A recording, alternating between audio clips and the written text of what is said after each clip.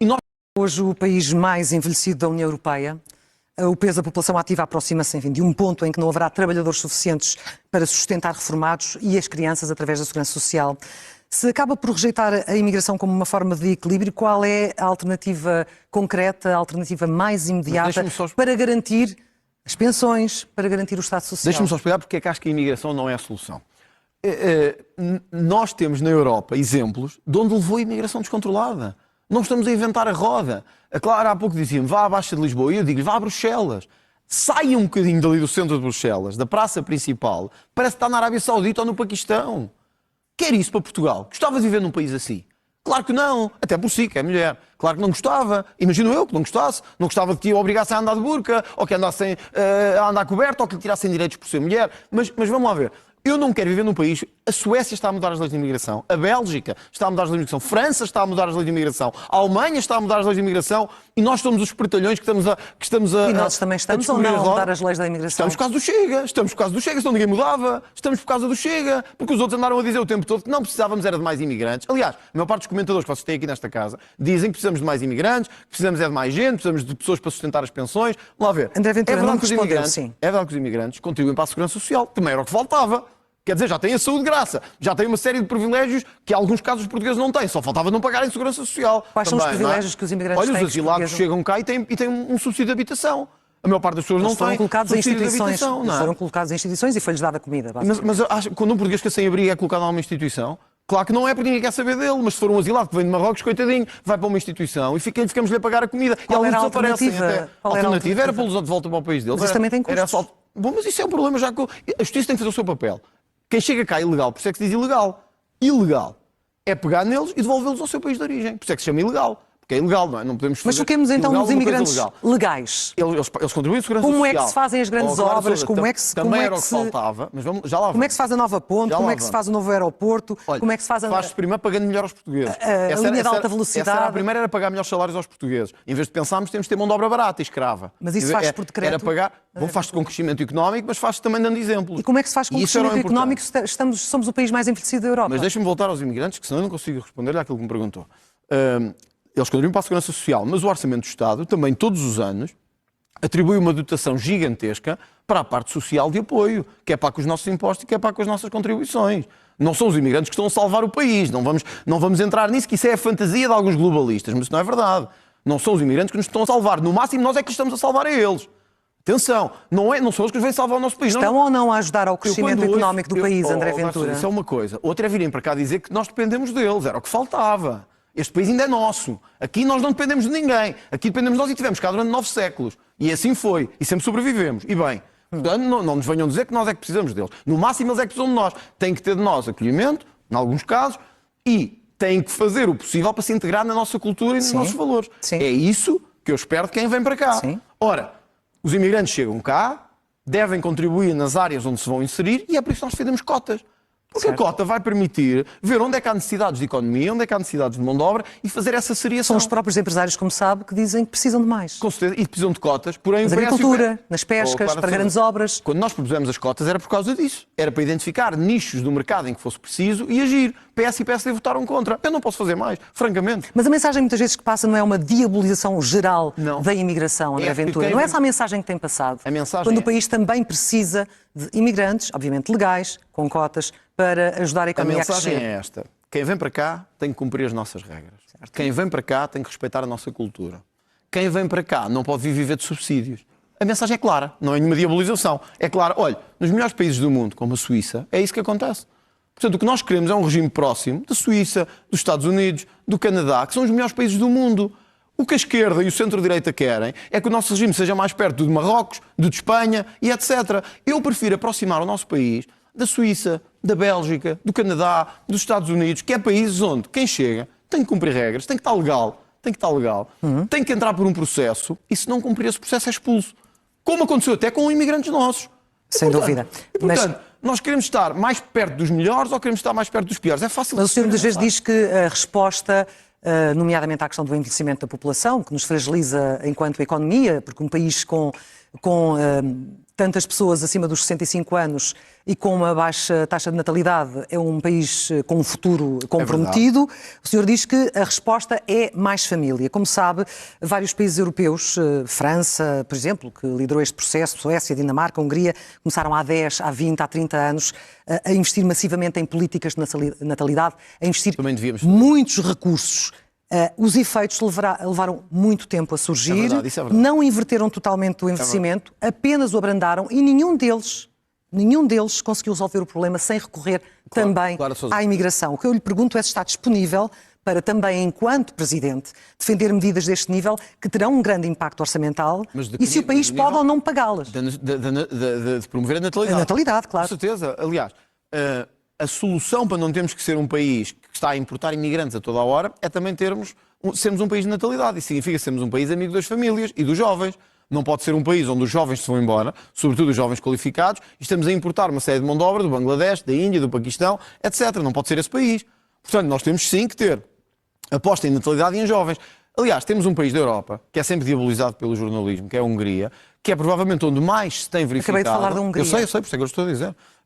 É onde mais se tem verificado as políticas de natalidade, que é verdade, demoram o seu tempo, não são imediatas, isso é uma evidência, mas surtem efeitos. Hoje a Hungria não precisa nem de metade dos imigrantes que Portugal tem, aliás, nem deve ter um terço dos imigrantes que Portugal tem, consegue apostar nas suas famílias, as pessoas pagam muito menos impostos e conseguem ter um Estado amigo das famílias. O país tem recursos para isso. Repare, só não temos se continuarmos a fazer duas coisas. A sustentar um Estado gigantesco, e isso é impossível, porque continuarmos a sustentar um Estado que não para de aumentar, temos de estar sempre a sacar impostos às famílias. Isso é uma evidência. 2, se continuarmos a achar que a solução é importar mão de obra, e importar mão de obra barata, nós nunca vamos conseguir ter uma política amiga das famílias e dos salários dos jovens. Mas é que não vamos conseguir mesmo. E era importante que mesmo os empresários tivessem noção disto. Se a solução for mão de obra barata para a restauração, para a hotelaria, para o turismo, para a agricultura, etc., nós até podemos ter 3 ou 4 anos de crescimento económico.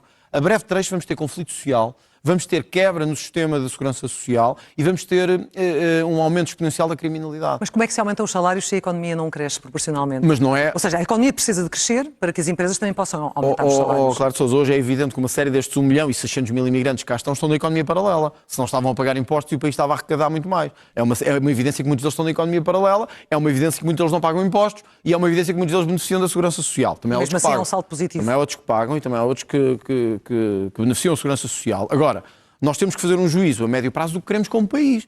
Do que queremos como país, porque o país não é só saldos. O país também é equilíbrios sociais. E, portanto, como é que vai dizer às pessoas assim, sim senhor, agora estamos com equilíbrio na segurança social, mas sabem uma coisa, não há casas para todos. Porquê é que não há casas para todos? Porque entrou 1.600.000 pessoas e precisam de casa. E agora não têm casa. Se neste momento todos os imigrantes com E, não com I, portugueses, nascidos em Portugal, decidissem regressar... Olha, era o que nós precisávamos. Isso criaria também um problema ao país. Iria criar-lhes um estigma semelhante àquele que foi criado quando muitos deles voltaram de África, que foram chamados os retornados. Só criou para essas pessoas que acham que o Mário Soares fez muito bem. Pergunto lá às famílias dos chamados retornados o que é que sentiram na pele quando vieram de Angola, de Moçambique, da Guiné para Portugal. O que é que eles sentiram? Sentiram-se escorraçados na sua própria terra. Mas diria que o país tinha pessoas a mais também. Deixa-me dizer isto. Vamos lá ver. Esses são portugueses. Isso eram portugueses. Não confunda pessoas do Portugal com do Bangladesh. Mas iriam ou não também criar pressão sobre o sistema? Vamos lá ver. Isto é como quando dizemos perder a nacionalidade, os portugueses também perdem a nacionalidade. Não vamos ser tontinhos. Nós já temos os nossos criminosos, temos que lidar com eles. Não vamos comparar. Quer dizer, senão vamos àquilo que disse o Almirante Gouveia e Mel, que ao fim de 10 anos, um tipo do Bangladesh, da Índia, do Paquistão ou de Marrocos é igual a um português. Não é. Desculpe, não é. Não é. Ser português é ser português sente, ser português vive-se, ser português é ser português. Não é o mesmo que ser de outro país qualquer. E, portanto, não vamos comparar essa situação de 74, 75 e 76 com esta. Isso eram famílias portuguesas de pessoas que estiveram a lutar pelo nosso país. É que, desculpe lá, muitos destes indivíduos que voltaram estiveram a dar o couro e o cabedal pelo nosso império e pela nossa terra. E tiveram que voltar e foram abandonados pelo Estado. Alguns deles foram abandonados pelos traidores de esquerda que governaram o país durante os anos a seguir ao 25 de Abril. É esses que eu nunca me vou esquecer. Portanto, o Dr. Mário Soares pode ter tido as votações. A minha questão era, o país estaria preparado para os receber? Os serviços estariam, o SNS, os serviços estariam preparados para os receber? Se eu for Presidente da República, pode ter certeza de uma coisa. A prioridade deste país serão os portugueses. E a prioridade deste país, para todos os portugueses que quiserem regressar, onde estão, na Suíça, em França, no Canadá, tem que ser acolhê-los. Tem que ser dar-lhes cá um futuro e uma vida. Eu prefiro que os nossos portugueses voltem para fazer crescer a nossa economia do que estarmos a receber uma série de pessoas do terceiro mundo e de países nada a ver com as nossas culturas para fazer crescer a economia. E, portanto, sim, temos que os receber, temos que os acolher. Receber os portugueses, Clara de Sousa, só para terminar, sim. Receber estes portugueses todos não era um sacrifício para nós, era a nossa melhor sorte. A nossa melhor sorte é que os nossos imigrantes que estão no Luxemburgo, na Suíça, em França, voltassem. Quem nos dera a nós, que muitos destes, provavelmente famílias suas e minhas também, sim, voltassem. Quem nos dera a nós, André que eles Ventura, voltassem. O Parlamento aprovou muito rapidamente este projeto de lei do Chega, que proíbe que se cubra o rosto no espaço público, salvo algumas exceções, diz a burca, mas na verdade a redação não tem essa palavra. Foi o senhor que lhe deu voz. Sim, e com grande ênfase, como vimos no Parlamento. Porquê é que deu tanto destaque à burca? Porquê é que não falou, por exemplo, do passamontanhas ou outro? Afinal, é uma lei a pensar na segurança das pessoas ou avisar diretamente uma comunidade? É a pensar na segurança das pessoas, mas também a dizer que quem está em Portugal tem que cumprir as nossas regras. E que eu não aceito nenhuma cultura, francamente, não aceito, isto pode ser melhor ou pior visto, nenhuma cultura que ache que a Clara de Sousa é menos ser humano que eu por ser mulher. E que tem menos direitos que eu por ser mulher. Porquê é que isso não está no texto, e então? Não, o texto foi inspirado, primeiro, o texto tem que cumprir determinados parâmetros e o texto foi inspirado até na lei francesa. Portanto, que é a lei que também ficou conhecida como a lei da burca. Portanto, nós não inventámos a roda. É uma lei inspirada diretamente nos melhores países da Europa.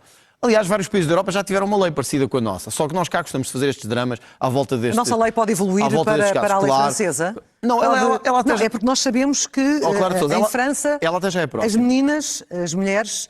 Nas escolas públicas, meninas e mulheres não podem usar o hijab, que cobre apenas o cabelo e não o rosto. A nossa lei pode vir a evoluir para aí, se depender de si. Por mim evoluiria. Porquê? E vou-lhe dizer porquê. Ventura, não cobre o rosto. E vou-lhe dizer porquê. Porque eu acho que tudo o que são símbolos de opressão das mulheres não devem ser permitidos em Portugal. Cobrir o cabelo é um símbolo de opressão da mulher? Olha, no Irão houve mulheres executadas por mostrar o cabelo. Sabe isso? A Clara de Sousa andasse assim como está aqui. Se fosse apresentar um programa em Teherão, provavelmente era executada a seguir. André Ventura, lembra-se... Clara de Sousa, eu não consegui responder a nada. Não é possível eu sei que estes temas são-vos incómodos, mas tem que me deixar falar. Não são. Fez-me uma pergunta e não me deixa responder. Deixa-me lá responder. Mas deixe-me só colocar a questão. Eu vou ao seu encontro. Mas não vai ao encontro porque eu não consigo responder. Já respondeu, mas vocês parecem a Globo brasileira. Não é verdade. Cada vez que dizem uma coisa, contrariam, fazem a festa, lançam os foguetes e tiram as conclusões. Lembra-se da sua avó entrar numa igreja com o cabelo coberto?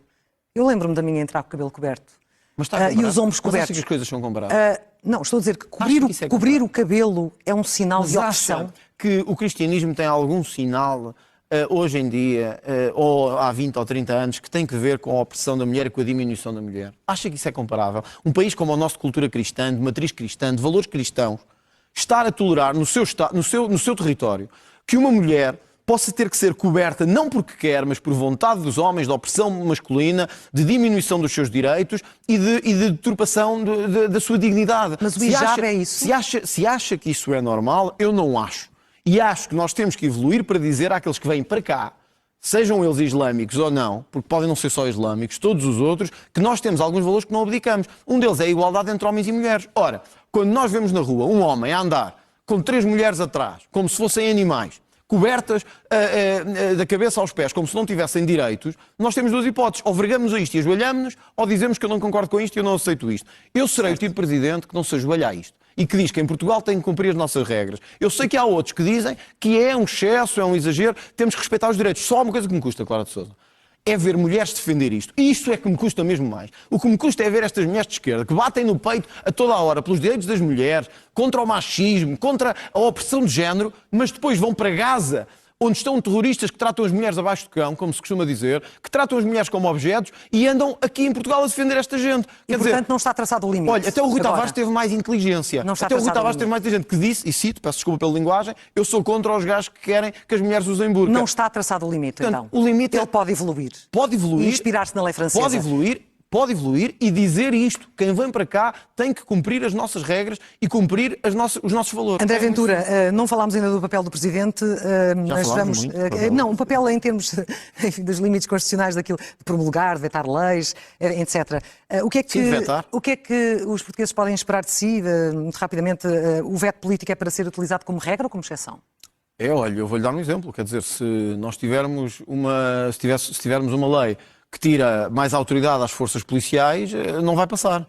Vai ser vetado. Nós precisamos da polícia com mais força, precisamos da polícia com mais autoridade. Se nós tivermos uma lei que torna mais obscuros os caminhos do financiamento dos governos ou das estruturas políticas, isso não vai passar. Porque nós vamos ter... Eu quero ser um presidente intolerante à corrupção.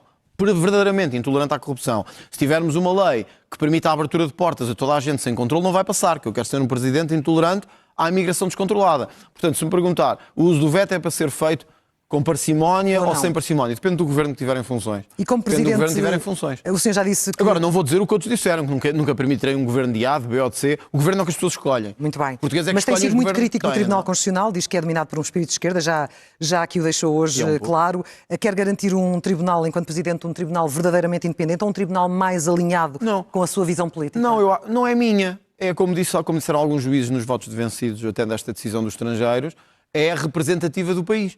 Ao fim de contas, conforme diz a Constituição, os tribunais aplicam a justiça em nome do povo.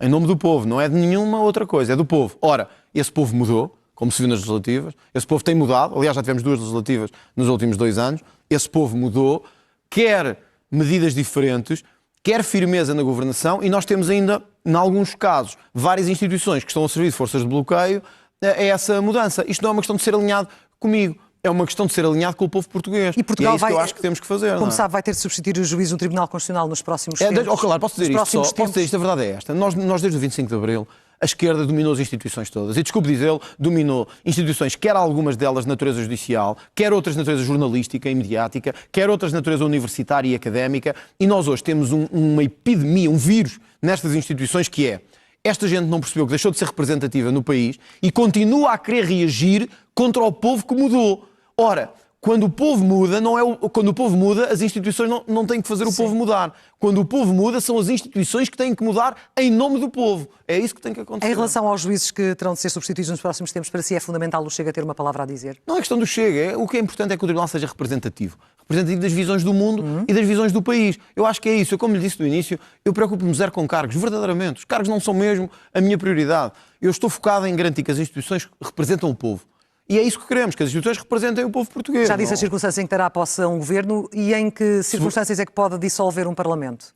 Vamos lá ver, as circunstâncias em que dou posse a um governo é se ele for votado pelas pessoas. Portanto, eu não sou como aqueles, como a Catarina Martins, não me lembro do nome do Partido Comunista, do candidato do Partido Comunista, o António Filipe, peço desculpa, que disse que tudo fará para impedir que o Chega esteja no governo. Quer dizer, qual é o sentido que faz ao Clara Sousa? E como é que não lhe perguntam se isso é democrático?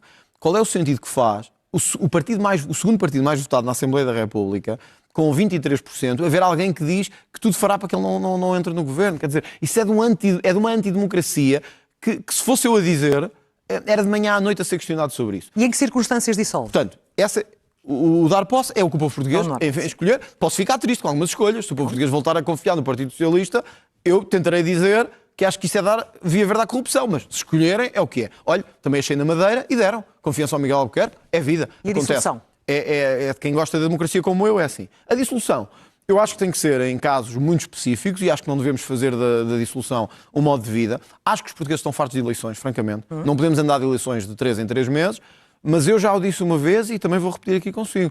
Eu sou a favor da estabilidade e eu garanto aos portugueses que tudo farei para dar estabilidade. Só não me peçam, a mim pelo menos, não me peçam estabilidade para esconder corrupção, ou estabilidade para esconder impunidade, ou estabilidade para esconder, enfim, uma traição brutal à pátria portuguesa. Eu vou-lhe dar um exemplo que pode parecer insignificante para muitos, mas que é alguma coisa que me faria insurgir mesmo contra um governo, apesar de ser Presidente da República. Se algum governo, fosse ele de esquerda ou de centro-direita, determinasse que iria pagar indemnizações às antigas colónias portuguesas. Isto é uma questão que mexe com a política externa portuguesa, é uma questão que mexe com o poder soberano do Estado e é uma traição à história. E há bocado um comentador vosso ali dizia que é preciso um Presidente respeitar a história de Portugal e que a história é um tema importante para um Presidente da República. E é mesmo verdade. A história é importante. Não é só importante para vermos também o que é errado. Também é importante para nos orgulharmos dela. Eu tenho muito orgulho na história portuguesa. Portanto, o governo que dissesse que vamos pedir desculpa e vamos pagar indemnizações às antigas colónias, para mim teria um cartão vermelho em cima. E o Presidente tem também, concorda, um papel ativo na diplomacia cultural, na CPLP, nas comunidades portuguesas, na promoção da língua, da cultura portuguesas do mundo. Concorda comigo, André Ventura? Então, se a cultura é também um instrumento de afirmação nacional, porquê é que critica as deslocações presenciais associadas à promoção cultural, como a ida à exposição de Paula Rego em Londres por parte de Marcelo Rebelo de Sousa? Se não me engano... Apontou como se tivesse sido uma viagem de lazer pessoal, quando foi, de facto, na condição de Presidente da República, na promoção dessa cultura nacional com a maior artista contemporânea dos nossos tempos. Portanto, a minha questão é, se isso é importante, o senhor É uma questão de viagens? É sobre o significado de representar o Portugal no mundo? É sobre o quê? O Presidente Marcelo Rebelo de Sousa fez 165. Estou a falar em particular desta. 165 viagens. Isto é absolutamente inaceitável.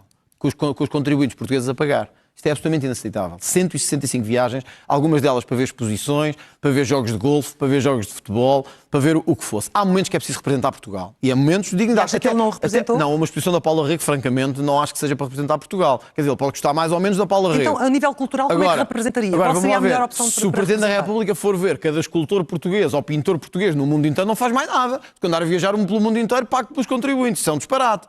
Nós temos que ter um Presidente que se desloca às nossas comunidades, que seja o rosto e a representação nessas comunidades, mas não podemos ter um Presidente que anda a viajar pelo mundo. E, se não me engano, o Presidente Marcelo Rebelo de Sousa já viajou mais, quer do que Mário Soares, quer do que Cavaco Silva. Eu não sei até se todos juntos fizeram as viagens dele. Não sei, não vou dizer aqui, não tenho os números aqui. Mas muito abaixo daquelas que inicialmente tinha dito, como sabemos. Mas 165 viagens. Algumas delas para ver exposições de pintura, isso não me faz sentido nenhum. Isso não quer dizer que o Presidente não tenha um papel ativo na representação dessa diplomacia. Se me disser que o Presidente foi ao Luxemburgo visitar a comunidade portuguesa, ouvir as preocupações da comunidade portuguesa, isso faz-me sentido. Se me disser que foi ao Luxemburgo ver uma exposição de pintura e não falou com mais ninguém, francamente isso não me faz sentido. Ou que foi às Maldivas ver um escultor português que está de férias nas Maldivas e decidiu fazer lá uma exposição de pintura, isso não me faz sentido. Tem que haver aqui parcimónia. Claro, isto é dinheiro dos contribuintes. Isto não é dinheiro do Presidente da República. Isto é dinheiro dos contribuintes. E nós, quando estamos a usar dinheiro dos contribuintes, temos que ter cuidado. E temos que fazer o possível. Olha, eu serei um Presidente que viaja muito mais, mas é cá dentro. Como é que vai promover a cultura de Portugal no mundo, André Ventura? Sabe o que é que me preocupa? É que o Presidente venha cá dentro. É quando há incêndios. É que o Presidente vá às populações que estão a sofrer com os incêndios. É quando há ataques criminosos em bairros que o Presidente vá lá a seguir ter com as polícias. Isso é que é as viagens que o Presidente da República vai fazer. Pode ter certeza de uma coisa. Eu sou o Presidente da República que mais se vai deslocar pelo território nacional. Mas como é que vai afirmar Portugal no mundo? Pelo que mais se vai visitar território nacional. Porque é aí que estão onde as pessoas precisam. Que é onde as pessoas sentem que o Presidente da República faz falta. Eu estive a seguir aos incêndios em muitas destas populações, no Fundão, na Covilhã, visitei bombeiros, populações. Sabe o que é que as pessoas me diziam? Ninguém nos veio aqui ver. Ninguém quis saber de nós. Então não era muito mais importante o Presidente estar aí do que na Paula Rego? Não era muito mais importante. Um Presidente da República pegar no transporte, chegar ao Fundão e dar um abraço a populações que tinham perdido tudo nos incêndios. Isso não é muito mais importante do que ver uma exposição da Paula Rego. É uma pergunta mesmo. A última grande exposição enquanto ela estava viva. André Ventura, o nosso tempo terminou. Não tenho nada contra não falámos, mas acho que é sinceramente não falámos de política externa, ficará para outra altura, mas tenho aqui umas perguntas rápidas para o fecho. O senhor é benfiquista, vai votar amanhã? Não vou votar amanhã. Não vai? Não vou votar amanhã, sou benfiquista. Acho que neste momento, eu sou sócio do Benfica também, mas não vou votar porque acho que não devo neste momento misturar os dois papéis e acho que participar nestas eleições era misturar os papéis. É uma escolha minha, sei que não é consensual, várias pessoas me perguntam quando me encontram na rua, mas não vou votar. Acho que a minha função hoje é representar pessoas de todos os clubes. Do Benfica, do Sporting, do Porto, do Estrela da Amadora, do Aroca, de todos os clubes. De repente quase parece um homem que, em relação ao desporto, também está acima dos clubes, não é? Porque é muito simples, é porque nos chega a pessoas de todos os clubes, nós temos apoiantes de todos os clubes e eu acho que não devo, enquanto Presidente do Partido, estar a tomar qualquer posição, embora seja sabido e publicamente que eu sou benfiquista. É um homem com mais certezas ou com mais dúvidas? Não sei. Eu queria dizer tenho dúvidas, mas não sei. Eu tenho muita certeza em muita coisa, na fé tenho muita certeza, sou um homem de muita fé, a fé mudou a minha vida. E aí eu tenho certezas de 100%, porém tenho dúvidas em muitas outras coisas. Diria 50-50. Tenho muita dúvida em muita coisa, mas tenho muitas certezas em relação a alguns aspectos. Talvez a fé seja aquele em que eu tenho mais a certeza. E também tenho a certeza de outra coisa. Eu tenho a certeza, embora isto possa parecer um pouco arrogante, eu tenho a certeza que estou no caminho certo para transformar o país. Mesmo que às vezes os resultados não surjam rapidamente, mesmo que às vezes tenha dias difíceis, nunca chego ao fim do dia e me diga assim: tenho que desistir. Eu nunca vou desistir, eu nunca digo que tenho que desistir. A fé cristã coloca o perdão no centro. Há espaço para perdão na sua visão de justiça? Não há espaço para perdão. Eu vou lhe dar um exemplo. Eu já pedi desculpa a várias pessoas e também várias já me pediram a mim. Olha, até a jornalistas. Eu não sou o melhor amigo dos jornalistas. Já houve momentos que me excedi. E já o assumi. E já o disse. Eu tenho jornalistas e outros, e funcionários públicos, funcionários do Parlamento, deputados meus, deputados do país. Já aconteceu eu pedir desculpa e pedir perdão. Porque me engano também, sou um ser humano. Agora, acho que o perdão tem lugar na vida hoje coletiva, mas não podemos fazer de um perdão uma sociedade livre para os coitadinhos e uma sociedade em que os coitadinhos têm mais importância do que os outros. Muito bem. Respostas ainda mais curtas. O que é que o assusta mais, ser Presidente da República ou deixar de liderar o Chega? Nada disso me assusta. Nada disto me assusta. Eu deixar de liderar o Chega, deixarei um dia. O Chega há de crescer por si próprio e não há líder que fique para sempre. Ser Presidente da República não me assusta, seria um orgulho e seria uma honra. Não me assusta, senão não me candidataria. Defende o voto obrigatório para combater a abstenção? Defendo que devíamos estudar esse caminho. Eu acho que hoje, sei que isto também não é consensual, mas acho que nós não podemos continuar a ter metade do país, por alto, a não querer saber e a não participar. Eu analisaria esse caminho com algum entusiasmo. Sei que isto não é consensual e até não é muito popular, mas eu analisaria isso com alguma... Não tendo poder para convocar, qual seria a matéria que gostaria hoje de ver referendada? A imigração. Acho que nós temos, aliás, duas coisas. Eu, se pudesse, que não tenho, e já tentámos no Parlamento e não foi possível, eu faria 2 referendos. Um, se concorda que as leis de imigração continuem a ser estas, em que basicamente qualquer pessoa pode entrar e não temos que fazer controle quase nenhum. E 2, se concorda ou não com o Chega quando diz que se tem que fazer um grande levantamento nacional aos subsídios que são pagos em Portugal. Gostava de ver isto referendado. Se for eleito, qual será o destino da sua primeira visita de Estado?